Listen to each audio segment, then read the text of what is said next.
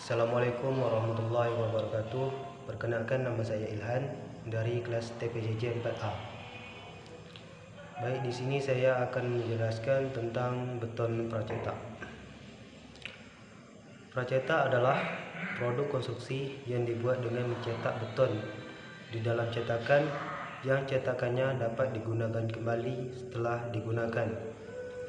Produk ini biasanya terbuat dari beton yang proses pembuatannya dilakukan di pabrik ataupun bisa juga secara manual.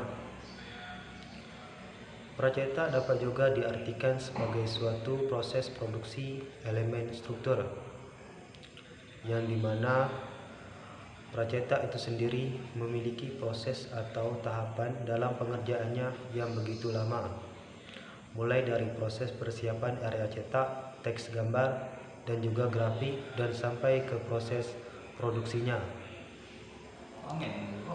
Secara lebih jelas, beton pracetak adalah komponen tanpa atau dengan tulangan yang dicetak terlebih dahulu sebelum dirangkai menjadi bangunan atau sebagai komponen beton yang dicor di tempat diproduksi secara manual dan berulang-ulang.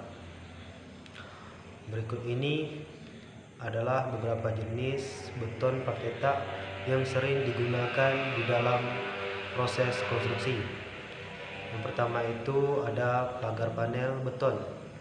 Pagar panel beton ini biasanya digunakan sebagai konstruksi pelindung atau pembatas yang berguna melindungi area di sekeliling. Yang kedua ada saluran beton. Kegunaannya ini berfungsi untuk melapisi dinding tanah dengan baik. Yang ketiga ada box culvert. Box culvert ini biasanya digunakan sebagai komponen pembangunan drainase jalan. Yang keempat ada buis beton. Buis beton ini biasanya digunakan untuk gorong-gorong pembangunan air atau bahkan sebagai drainase. Yang kelima ada paving block. Paving block adalah untuk menutup permukaan tanah. Yang keenam ada udit. Udit biasanya sama juga dengan saluran drainase. Yang ketujuh ada pipa beton. Pipa beton biasanya dipakai untuk pembangunan saluran pembuangan dalam proyek. Yang ketujuh ada konstain. Konstain biasanya digunakan sebagai pemuat tepi jalan yang dipasang paving block atau con block. Oke, next.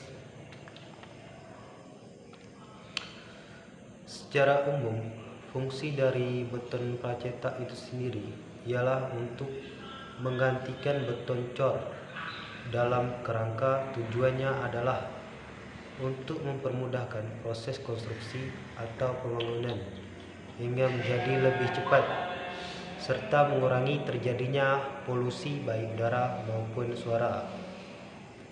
Untuk kelebihan dan kekurangannya, kelebihannya lebih hemat waktu dalam proses pengerjaan konstruksi, kualitasnya lebih baik dan terjamin dengan mutu yang sesuai standar. Penggunaannya praktis dan efisien, ramah lingkungan, dan tidak menimbulkan limbah pada lokasi konstruksi. Untuk kekurangannya, biasanya biaya transportasi itu tinggi, masalah teknis dan biaya di lapangan, dan proses pemasangan memerlukan ketelitian yang tinggi. Untuk langkah-langkah pembuatannya, pembuatan cetakan berfungsi untuk membentuk beton sesuai dengan kebutuhannya. Sudah itu membuat adukan. Yang keempat memasang tulangan. Yang kelima pengeringan beton. Oke, next. Oke, selanjutnya untuk material yang digunakan dalam membuat beton pracetak itu menggunakan kansran, tiang pancang, pagar pracetak, tangga pracetak, balok, dan kolong.